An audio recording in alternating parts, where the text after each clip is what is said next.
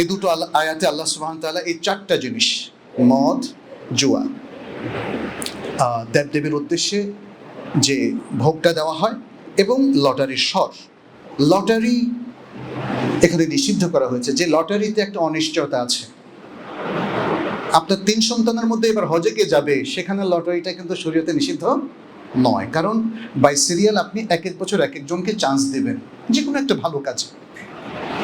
কারো যদি একাধিক স্ত্রী থাকে তাহলে তিনি, যেটা রাসূল সাল্লাল্লাহু আলাইহি সাল্লাম করতেন, যে এবারের সফর সঙ্গী কে হবে, ওই লটারিটা কিন্তু নিষিদ্ধ নয়। লটারি নিষিদ্ধ হচ্ছে যেখানে হয় আপনি ফুল গেইন করবেন, নয় লস করবেন, এটা যেটাই হোক না কেন, সেখানে টাকা থাকুক বা লটারি হিসাবে আপনি একটা গাড়ি রাখুন অথবা একটা ফ্ল্যাট রাখুন। আজকের আধুনিক লটারি সিস্টেম দেখবেন এভাবেই, এই ধরনের লটারিকেও নিষিদ্ধ করা হয়েছে। কারণ অন্য মানুষের টাকা নিয়ে একজনকে দেওয়া হচ্ছে বা 10 জনকে দেওয়া হচ্ছে, এবং এই পন্থায় একদল লোক, এটাকে ইসলাম অবৈধ ঘোষণা করেছে, একদল লোক অনেক টাকার মালিকও হচ্ছে।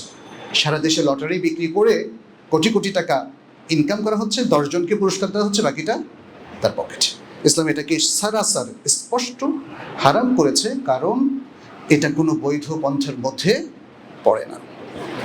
আর বলেছে এটা রিজসুন মিন আমালি শাইতান। রিজস, এটা প্রথম কথা, নিকৃষ্ট, এর মধ্যে কোনো কল্যাণ নেই, কোনো উৎকৃষ্টতা নেই। থার্ড হচ্ছে মিন আমালি শাইতান, এটা শয়তানের কাজ।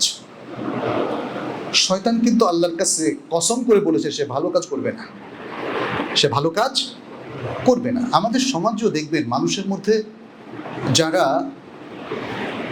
হয়তো কোনো এলাকায় যত দুষ্কার্য আছে সব করে, ওরা কিন্তু কোনো ভালো কাজ করে না, কারণ এটাই তাদের শেয়ার হয়ে গেছে, অভ্যাস হয়ে গেছে, বৈশিষ্ট্য হয়ে গেছে, এটা থেকে তারা আর সরে আসতে পারে না।